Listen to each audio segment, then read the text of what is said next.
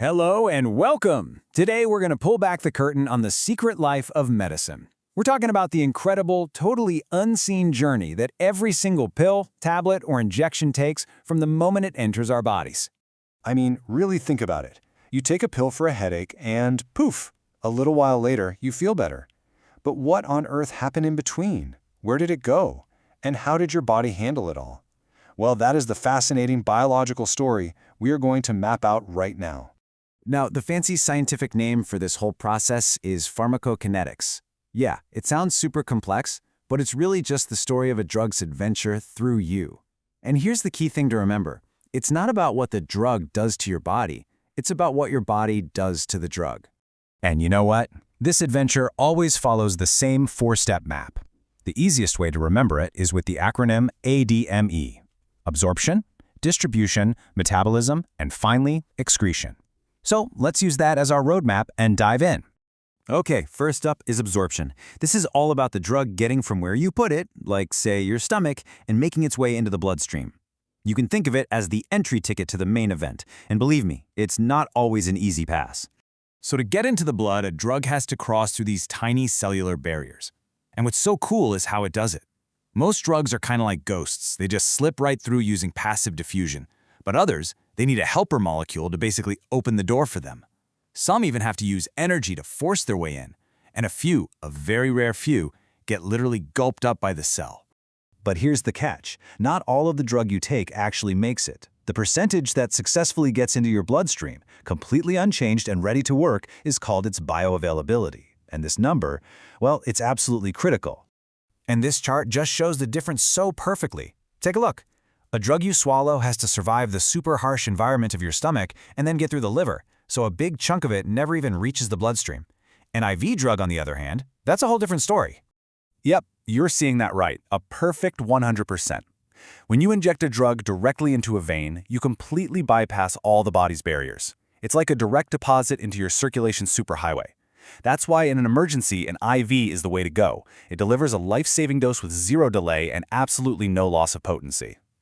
So, why do oral drugs lose so much of their punch? Well, it's because of this thing called the first pass effect. Before it can get out to the rest of your body, blood from your gut goes straight to the liver. And the liver acts like this little toll booth, metabolizing and deactivating a piece of the drug right off the bat. Okay, so now our drug has made it into the blood. It's officially in the distribution phase. The bloodstream is the ultimate transportation network, carrying that medicine to pretty much every single cell in your body. But hold on. Not all of the drug is ready to do its job just yet. A lot of drug molecules are like passengers that hitchhike by latching on to proteins in the blood. And here's the thing. Only the free drug, the one that isn't holding on, can actually get off at its destination and have an effect. And you know, some destinations in the body have extremely tight security. The most famous is the blood-brain barrier. You can think of it as the ultimate VIP bouncer for our most important organ. Only very specific molecules with exactly the right credentials can get past this guy. So, after distribution comes stage 3, metabolism, and we are back at the liver, which is the body's master chemical processing plant. This is where the drug gets a total chemical makeover to get it ready for removal. This makeover usually happens in two main phases. Phase 1 chemically tweaks the drug a bit. Then, Phase 2 sticks another molecule onto it, which has a very specific purpose. It makes it water-soluble. And why does that matter? Because water-soluble things are way easier for your kidneys to grab and flush out of your system. Okay, and this right here is a really crucial point. This metabolism step is exactly why drug interactions can be so dangerous. See, one drug can speed up the enzymes that process another one, basically making it useless. Or it can slow them down, causing a toxic buildup.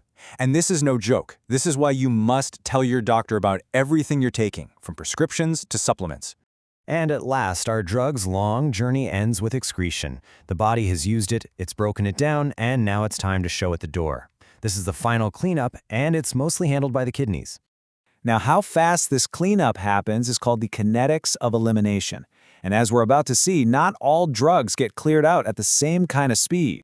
So most drugs follow what's called first-order kinetics. That means the body removes a constant percentage of the drug over time. The more drug there is, the faster it gets removed. But a few drugs follow something called zero-order kinetics, where the body can only process a fixed amount at a time, no matter how much is floating around. And what's the most famous example of this fixed-rate clearing? Alcohol. Your body's processing system gets totally overwhelmed, and it can only handle a set amount per hour, period. This is literally why it takes time to sober up. Your body is already working at its absolute maximum capacity. And this brings us to one of the most important concepts in all of medicine, half-life. It's basically the official countdown timer for a drug. It tells us exactly how long it takes for your body to get rid of 50% of it. Just look at how this works. If a drug has a 2-hour half-life, after 2 hours, half of it is gone. Simple enough. But after another 2 hours, half of the remainder is gone, and so on and so on. As a rule of thumb, it usually takes about 4 to 5 half-lives for a drug to be considered pretty much completely cleared from your body. So, we've just mapped this incredible 4-stage journey: absorption, distribution, metabolism, and excretion. But what's the big takeaway here? Why does understanding this really complex dance between your body and a drug actually matter to you? Because this journey determines everything. The science of ADME is the hidden blueprint behind every single prescription you get. It's how doctors figure out the right dose for you, how often you should take it, how to avoid those dangerous interactions we talked about, and ultimately how to make sure a medicine actually helps you without hurting you. You see, the journey your medicine takes is this incredible masterpiece of biological precision. And now that you've seen the roadmap, you can really appreciate just how much is going on inside you every time you take a pill. And you know what? That understanding is powerful medicine all by itself. Thanks for joining me.